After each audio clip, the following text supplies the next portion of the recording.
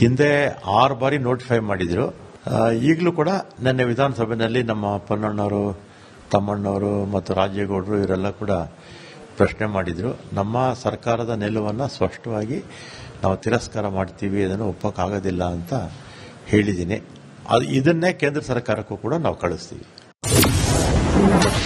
ಕಸ್ತೂರಿ ರಂಗನ್ ವರದಿ ಜಾರಿಗೆ ಪರಿಸರವಾದಿಗಳ ಆಗ್ರಹ. ಕಸ್ತೂರಿ ರಂಗನ್ ವರದಿ ಜಾರಿಗೆ ಪರಿಸರವಾದಿಗಳು ಆಗ್ರಹಿಸಿದ್ದಾರೆ. ಮುಂದಿನ ಪೀಳಿಗೆಗೆ ಗಾಳಿ ನೀರು ಸಿಗಬೇಕಂದ್ರೆ ಪಶ್ಚಿಮ ಘಟ್ಟ ಉಳಿಲೇಬೇಕು, ಅದಕ್ಕೆ ಈ ವರದಿ ಜಾರಿ ಆಗಲೇಬೇಕು ಅಂತ ಒತ್ತಾಯಿಸಿದ್ದಾರೆ. ನನ್ನ ಪ್ರಕಾರವಾಗಿ ಇದನ್ನ ಜಾರಿ ಮಾಡೋದ್ರ ಜೊತೆಗೆ ಹೆಚ್ಚು ಮಾಡೋದಕ್ಕೂ ಕೂಡ ಯೋಚನೆ ಹಾಕೊಳ್ಳೇಬೇಕು. ಮುಂದಿನ ಪೀಳಿಗೆಗೆ ನೀವು ಬಿಟ್ಟು ಹೋಗೋದು ಪ್ರಾಣವಾಯು ಜೀವಿಜಲ. ಪ್ರಾಣವಾಯು ಜೀವಿಜಲ ಇಲ್ಲಿದ್ರೆ ಏರೋಪ್ಲೇನ್ ಮಾಡ್ಕೊಂಡು ಏನ್ ಮಾಡ್ತೀರಿ, ಏರ್ಪೋರ್ಟ್ ಮಾಡ್ಕೊಂಡು ಏನ್ ಮಾಡ್ತೀರಿ, ಮೈನಿಂಗ್ ಮಾಡ್ಕೊಂಡು ಏನ್ ಮಾಡ್ತೀರಿ. ಕಸ್ತೂರಿ ರಂಗನ್ ಕಮಿಟಿ ರಿಪೋರ್ಟ್ ಪ್ರಕಾರ ಕರ್ನಾಟಕದಲ್ಲಿ ಸುಮಾರು 10 ಜಿಲ್ಲೆಗಳು 1533 ಗ್ರಾಮಗಳು ನೋಟಿಫೈ ಆಗಿದೆ ಇಕೋಲಾಜಿಕಲಿ ಸೆನ್ಸಿಟಿವ್ ವಿಲೇಜ್ ಅಂತ. ಕೇವಲ ಸರ್ಕಾರ ಮಾತ್ರವಲ್ಲ, ಕಸ್ತೂರಿ ರಂಗನ್ ವರದಿಗೆ ಕರಾವಳಿ, ಮಲೆನಾಡು ಜನರು ಆತಂಕಗೊಂಡಿದ್ದಾರೆ. ಈ ವರದಿ ಜಾರಿಯಾದರೆ ಈ ಭಾಗದ ಜನರ ಮೂಲಭೂತ ಹಕ್ಕು ಕಸಿದಂತಾಗುತ್ತೆ ಎಂದಿದ್ದಾರೆ. ಈಗಿರ್ತಕ್ಕಂಥ ಕಸ್ತೂರಿ ರಂಗನ್ ವರದಿಯಲ್ಲಿ ಸಂಪೂರ್ಣ ಅರಣ್ಯದಲ್ಲಿ ಮತ್ತು ಅರಣ್ಯದ ಅಂಚಿನ ಜನರಿಗೆ, ಹಳ್ಳಿಗಳಿಗೆ ಮರಣ ಶಾಸನ ಆಗಿದೆ. ಆದ್ರಿಂದ ಯಾವುದೇ ಕಾರಣಕ್ಕೂ ಕೂಡ ಈಗಿರ್ತಕ್ಕಂಥ ಸ್ಥಿತಿಯಲ್ಲಿ ಕಸ್ತೂರಿ ರಂಗನ್ ವರದಿಯನ್ನು ಒಪ್ಕೊಳ್ಳಕ್ ಸಾಧ್ಯನೇ ಇಲ್ಲ. ಬಡವರಿಗೆ ಮಾತ್ರ ಈ ರೀತಿ ಅವರ ಸಮಾಧಿಯ ಮೇಲೆ ಕಸ್ತೂರಿ ರಂಗನ್ನು, ಮಾಧವ ಗಾಡ್ಗಿಲ್ ವರದಿ, ಹುಲಿ ಸಂರಕ್ಷಣಾ ಯೋಜನೆ, ಸೆಕ್ಷನ್ 4, ಸೆಕ್ಷನ್ 17, ರಾಷ್ಟ್ರೀಯ ಉದ್ಯಾನ ಮತ್ತು ಅಭಯಾರಣ್ಯ, ಈ ರೀತಿ ಒಂದಲ್ಲ ಒಂದು ಯೋಜನೆಗಳನ್ನ ಮಲೆನಾಡಿಗೆ ಒಂಥರ ಸುನಾಮಿ ತರ ತರ್ತಾ ಇದ್ದಾರೆ. ಇದನ್ನ ನಾವು ತೀವ್ರವಾಗಿ ಖಂಡಿಸ್ತೇವೆ.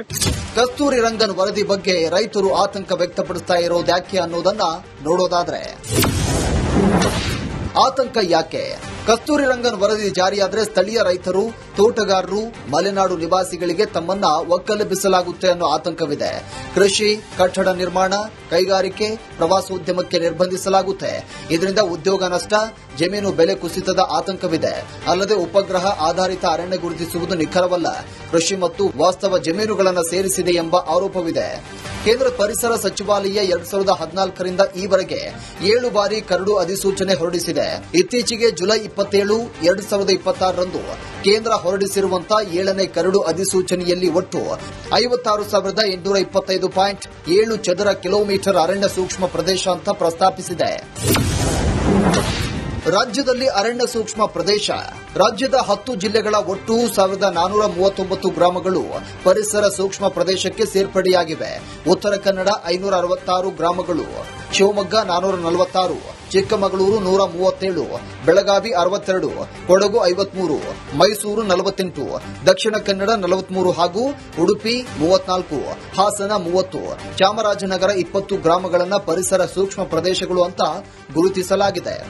ಕಸ್ತೂರಿ ರಂಗನ್ ವರದಿ ಇದೀಗ ಮತ್ತೊಮ್ಮೆ ಪರ ವಿರೋಧಕ್ಕೆ ಕಾರಣವಾಗಿದೆ. ಕೇಂದ್ರ ಸರ್ಕಾರ ಜಾರಿಗೆ ಸಿದ್ಧತೆ ಮಾಡಿಕೊಂಡಿದ್ರೆ ರಾಜ್ಯ ಸರ್ಕಾರ ತಿರಸ್ಕಾರ ಎನ್ನುತ್ತಿದೆ. ವರದಿಯನ್ನ ಕೇಂದ್ರ ಸರ್ಕಾರ ಯಥಾವತ್ತು ಜಾರಿ ಮಾಡುತ್ತಾ ಅಥವಾ ಜನರ ಅಹವಾಲಿಗೆ ಮನ್ನಣೆ ನೀಡಿ ಬದಲಾವಣೆ ಮಾಡುತ್ತಾ ಕಾದು ನೋಡಬೇಕು.